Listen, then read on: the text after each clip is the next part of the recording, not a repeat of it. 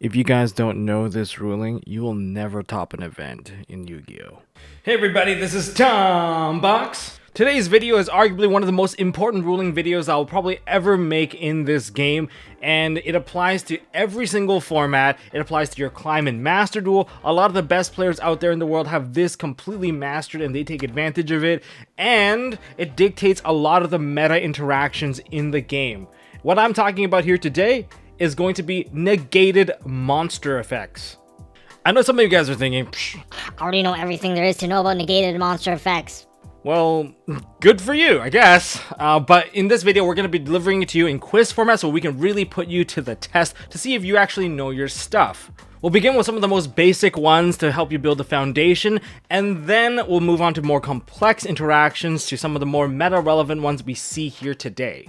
I'll even give you guys some real-world example of what people will try to say to convince you that their ruling is correct. If anything ever seems kind of sus, just call a judge if a judge is available. But of course, a judge is not always available, and it's always nice to arm yourself with the correct information so that you don't get screwed over and be convinced otherwise because you don't have a better argument for yourself and you just don't want to be wrong. Okay, let's fix that hair problem right now. So guys, make sure you guys smash that thumbs up button, hit subscribe, and ding that notification bell. And to you Patreons out there, new proxies are out. If you guys didn't know already, the Therian proxies and the Valiant proxies are available. I'm going to be doing Labyrinth proxies next, and of course there are early access for you Patreons only, and maybe later on I'll drop it off for everyone else. But for now, it's Patreon only, so you guys get your proxy sheets, go print them out, make whatever you need to make of them, test so that you guys can stay ahead of the curve, and let's jump into this quiz now. Alright, let's build up some of the basics here by setting up the field for you guys. So face up on the field, we have a skill drain on the opposing side, and on my side, I have an incredible Ecclesia. In this case, she's going to activate, send herself to the graveyard through tributing, and what happens? So currently face up on the field, we have a skill drain. What happens when a monster effect with a cost to remove itself off the field, it activates under the current conditions? Alright, I expect 95 to 97% of you guys to actually get this one right. This is a very basic one, and all it takes is reading the card. So 3, 2, 1, and in this particular case, the monster effect would resolve normally and unhindered because of the fact that skill drain specifically states that it only negates face-up monsters. So because skill drain provides you with a little bit of an exit already, and since the monster of Ecclesia has been removed off of the field and is no longer face up, her effect will resolve as normal. That seems pretty basic. I expect most of you guys to understand this because, you know, skill drain already put it in its own card text of what works and what does not. Okay, so question number 2 is a two-parter. We're going to set it up for you guys. We have a Taya on the field that's already been negated by Forbidden Droplet. Of course, Taya has an ignition effect. We're going to attempt to activate the ignition effect of Taya and pay the cost, although it's already been negated by the Forbidden Droplet. So a monster on the field that already has its effect negated by another card, what happens when that monster attempts to activate its effect? Well, of course it would be negated, right? Because, you know, duh, it's negated. So the monster effect would be negated during resolution because its effect was negated before its resolution. In other words, negation has already been applied onto that card. Now we're going to change it up a little bit now. We're going to reset the board here, and instead, this time we're going to put up Ecclesia. So Ecclesia is on the field, and this one is also negated by a Forbidden Droplet. You know, you can't really just chain and tag out right now. So what would happen if the Ecclesia attempts to activate her effect, sending herself to the graveyard or tributing herself off to the graveyard? And what would happen if, you know, a monster that would remove itself as cost activates while it was already negated? You guys have 3 seconds. 2, 1. And the answer is, of course, the Ecclesia would be negated on the resolution. Once again, the monster's effect would be negated during the chain's resolution because that monster's effect was already negated before its own resolution. So remember guys, monster effects that activate on the field, they also resolve on the field. I know it seems kind of complicated when it's like, but the card moved away. The card's location does not matter because where it activates is technically where it resolves. Okay, one last concept, and then the gloves are coming off. So we have a Taya that's already been negated, say by the same Droplet, and this time it's going to activate while it's already negated, but this time we're going to chain on top of that a Book of Moon as Chainlink 2. So Chainlink 2, Book of Moon, Chainlink 1, we have the Taya. So what happens when a monster effect that's already been negated attempts to activate, and then the Book of Moon is chained on top targeting that same monster? You guys have 3 seconds to think about it, or you can pause the video. If you guys know the answer... Well, 3, 2, 1, here we go. We're resolving the chain. So Book of Moon flips to face down, Chainlink 2, and Chainlink 1 resolves, and we do summon out that token. So what I'm saying here is that monster would resolve normally because a monster that is flipped face down has any applied effect to it basically reset. It's all gone, and unless stated otherwise, typically a face down monster can't really get its effects negated. Like a face down card can't really be negated in that case. So that's why when it gets flipped face down, the token still comes out, even though it was reset before. Before we get to the main questions, take a second to check out MST.TV. With real life events happening, you guys can suit up your deck with MST merch with premium foil sleeves for your extra deck, over sleeves to protect your sleeve investments, and there's also single color sleeves from our Carbon series for your tournament needs. These sleeves have some of the best shuffle feels, and that's said so by you guys. And as for our previous rubber mat, now that's available in cloth just in time for your travel needs. So check us out at MSTmerch.com, and let's get back to the questions. Now we're going to build some more complicated boards here and that are going to be a lot more practical.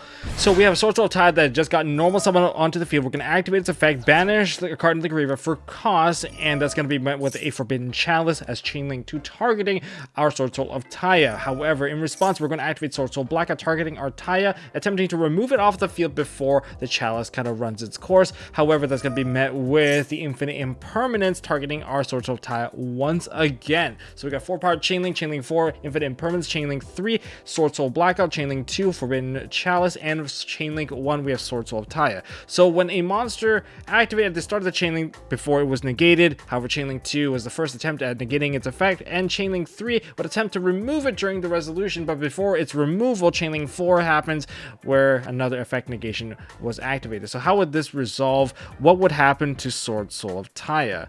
I'll give you guys a couple of seconds here to kind of think about it. It's a pretty big chain link. So will Taya actually be able to get its effect to go off? Well, let's find out during resolution here. So the first thing that's going to happen is that Infinite Impermanence is going to apply its effect. It's going to negate the Sword Soul of Taya. Then we're going to move on to the Sword Soul Blackout, and Blackout is going to destroy all the targeted cards.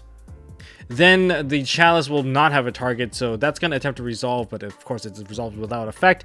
And then we're going to go to Sword Soul of Taya, and because Sword Soul of Taya was negated by Infinite Impermanence, of course, during its resolution, it will be negated. Therefore, the token will not be summoned out from Sword Soul of Taya. So Chainlink 1, of course, the monster effect at Chainlink 1, it was negated because it got negated before its Chainlink during the resolution. A card effect that negated effect managed to apply even though it was removed off of the field. However, the application still did go through, and therefore the effect was negated. Now, I know some of you guys got that one wrong because some people have been spreading misinformation. You guys are kind of victims of misinformation here because you've been hearing people say something like this, and this is incorrect, guys. My monster got removed off the field before resolution, so whatever card that got applied to it, and then my monster got removed, so it gets reset. And then since Chalice can't really target it anymore because my monster's not on the field anymore, so my effect does go through. And that is incorrect because they're trying to just bypass the imperm that did actually affect that monster.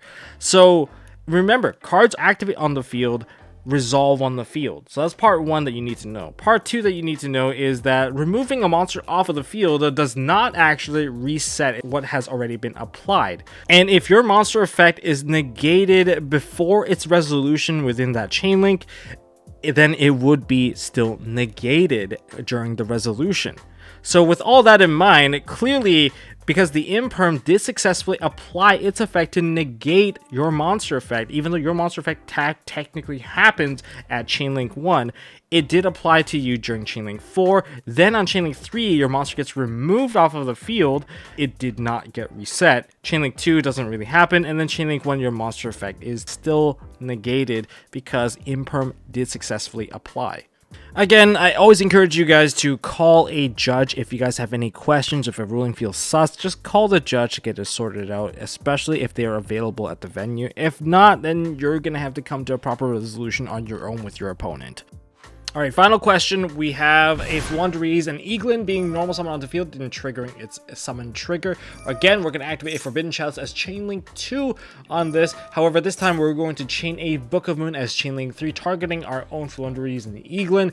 And then, of course, there's going to be a Chainlink 4 of Infinite Impermanence targeting that same Eaglin. The only change here in this particular Chainlink is that instead of removing the monster, we are going to be flipping it face down.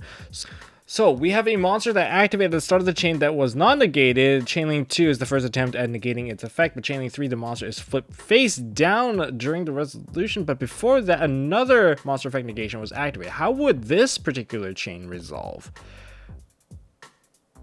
So very similar to the previous question, except that the only difference is, of course, the monster is now being flipped face down. What would be the most significant part about this?